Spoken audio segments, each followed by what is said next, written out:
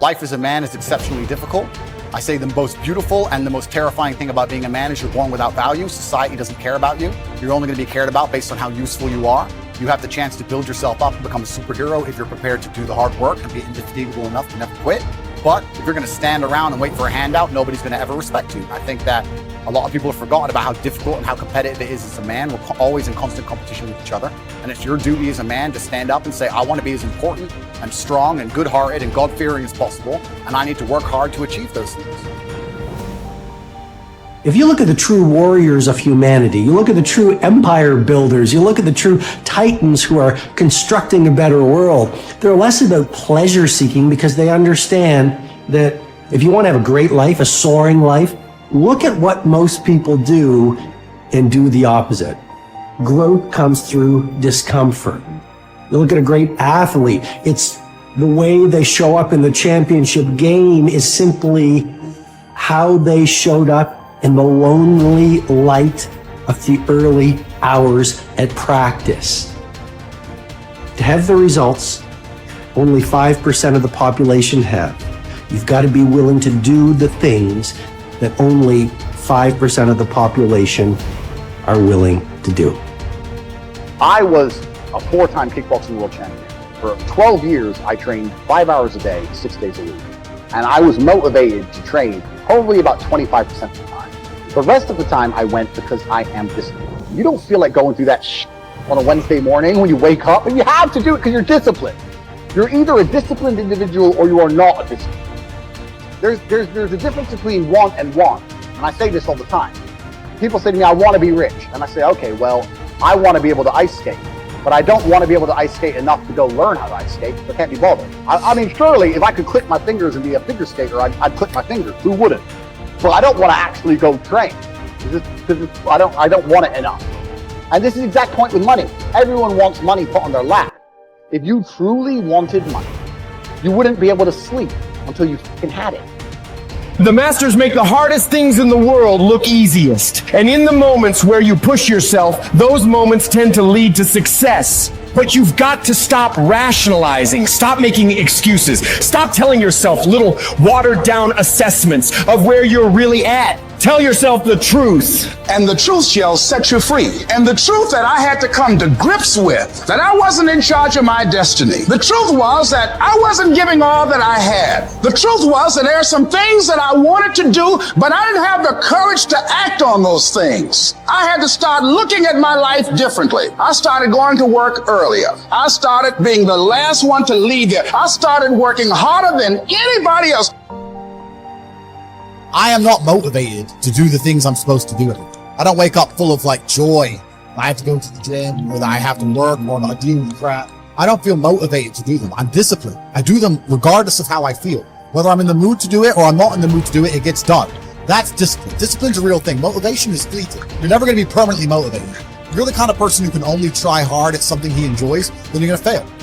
If you truly want to win, you can't only want to win when you're happy, and you can't only want to win when you're motivated. You're competing against men like me who will perform even when it's raining, not only when the sun is shining. And if you're going to be the kind of person who can only do it in one of those scenarios, you are going to lose. You must be prepared to perform all of the time. I have a lot of people who message me and say, I struggle with motivation.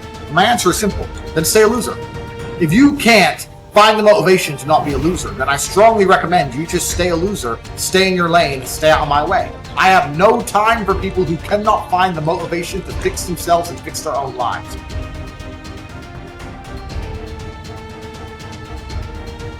If you cannot control your own mind, then you go through life with zero control, zero influence. You can't control anything. You're just a feather in the wind, waiting for life to blow you from happy place to sad place to happy place to sad place, completely hoping on the gods to be fortunate to you, because if any genuine discomfort comes your way, we're clouded with doubt, and we wonder why it is so difficult for us to grow into the best version of ourselves. We wonder why it is so difficult to climb that mountain, to get over that obstacle. It's because we are not looking at the opportunity with the right perspective. Break the patterns that have been leading your life, but you need to identify what the patterns are. I think sometimes we just aren't even aware It's just a pattern that's running. It's something that's happening. Maybe it's been happening for months or years or decades. We're not even aware. It's just become our identity. So when you identify the negative identity patterns that are holding you back, that's the first step. And you can start to really shift and replace it with a new identity, a new pattern that you can implement. What you do is you pick up your past and you embrace it. You understand it, you accept it, as I had to go through these things that I had to go through in order for me to get to this place today. And the evidence for that is that I did. You don't need any more evidence. You did. And then you toss it. You toss it. You embrace it and you toss it. And you merge into the now by giving up your attachment. Before you can do something, you first must be something. So you've got to be it intellectually. You've got to be it emotionally. That's like Solomon says, as a person believes in their heart, the emotional man. Well, it's only a period of time then until it manifests physically. That's one of the first laws of the universe, is the perpetual transmutation of energy. Energy is moving into form, always. To form, moving into form, through form, back into form again. So we cause it all to happen the way we think and the way we stay locked into ideas. I don't think greatness is something you're born with, some mysterious power bestowed upon us by God. It's something that truly exists in everyone. I look at it as a superpower we all have, buried deep inside us. This tiny diamond surrounded by layers and layers of rock, the hardest rock in the universe. And every time you do something good, a piece of that rock breaks away. We control where awareness goes, we're controlling where energy is flowing. And if we're controlling where energy is flowing, we're controlling what's manifesting in our life. All I need to do is control where my awareness goes. And if I can control where my awareness goes, I can control where my energy is flowing. And if I can control where my energy is flowing, I can control what is manifesting in my life. Every single person that wins big, every single person that you look at, every single person that you're inspired by, every single person that you aspire to be like, they only have one plan, and that is they are going to win or they are going to die trying. You can make your dream into a reality, but it will only take one person to believe that it's possible. It will only take one person to put in the work. That person is you. If you're sitting down and you start thinking about some future worst case scenario that you're conjuring up in your mind, and you begin to feel the emotion of that event, your body doesn't know the difference between the event that's taking place in your world, outer world, and what you're creating by emotion or thought alone. So most people then, they're constantly reaffirming their emotional states. So when it comes time to give up that emotion, they can say, I really want to do it. But really the body is stronger than the mind because it's been conditioned that way. So the servant now has become the master. And the person all of a sudden, once they step into that unknown, they'd rather feel guilt and suffering because at least they can predict it. Being in the unknown is a scary place for most people because the unknown is uncertain. And people say to me, well, I can't predict my future. I'm in the unknown, and I always say the best way to predict your future is to create it. Not from the known, but from the unknown. What thoughts do you want to fire and wire in your brain? What behaviors do you want to demonstrate in one day? The act of rehearsing them mentally, closing your eyes, and rehearsing the action. Rehearsing the reaction of what you want? Or the action? The action of what you want. By closing your eyes and mentally rehearsing some action. If you're truly present, the brain does not know the difference between what you're imaging and what you're experiencing in 3D world. So then you begin to install the neurological hardware in your brain to look like the event has already occurred. Now, your brain is no longer a record of the past. Now it's a map to the future. And if you keep doing it, priming it that way, the hardware becomes a software program. The law of expectation says that your expectations tend to become your own self-fulfilling prophecies. In other words, what you expect to happen usually does. And if your expectations are based on false information, so you have false expectations, that's what will happen anyway. For instance, your expectations could be that you are destined to have an extraordinary life and be extremely successful. is that no matter what happens, it's all part of a learning process that is leading you inevitably to great success, happiness, and accomplishment. And if you absolutely expect that to be true, if that's your fundamental belief, then over time that will become true. You'll be able to throw off the ups and downs of life. You'll be able to ignore the negative influences around you. If you confidently expect to be a great success, then by gum, you sure will be. No matter what people tell you, you just say, well, it'll be all right. Everything will work out fine. And we know that an attitude of confident expectation is a hallmark of highly successful people. They just expect to succeed more than they fail. They expect to be liked by others more often than they're disliked. They expect to learn from every difficulty that they have. They expect to keep making progress. They just confidently expect it. And surprise, surprise, your expectations affect your realities. What you experience on the outside is determined by how you think on the inside. As they say, you are not what you think you are, but what you think you are.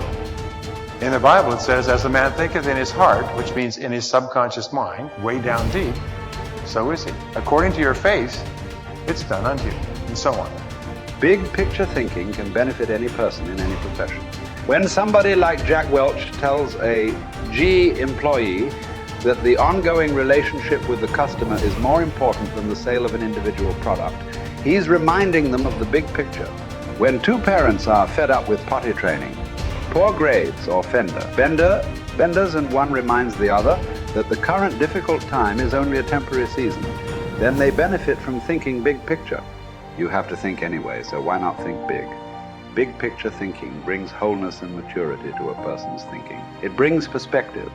It's like making the frame of a picture bigger in the process, expanding not only what you can see, but what you are able to do. Big picture thinkers are never satisfied with what they already know. They are always visiting new places, learning new skills. And because of that practice, they often are able to connect the unconnected. They are lifelong learners. To help me maintain a learner's attitude, I spend a few moments every morning thinking about my learning opportunities for the day. As I review my calendar and to-do list, knowing whom I will meet that day, what I will read, which meetings I will attend, I note where I am most likely to learn something. Then I mentally cue myself to look attentively for something that will improve me in that situation. If you desire to keep learning, I want to encourage you to examine your day and look for opportunities to learn. Writer Henry David Thoreau wrote, "Many an object is not seen, though it falls within the range of our visual ray, because it does not come within the range of our intellectual ray." Who you are determines what you see and how you think. Big picture thinkers realize there is a world out there besides their own, and they make an effort to get outside of themselves and see other people's worlds through their eyes. It's hard to see the picture while inside the frame. To see how others see, you must first find out how they think.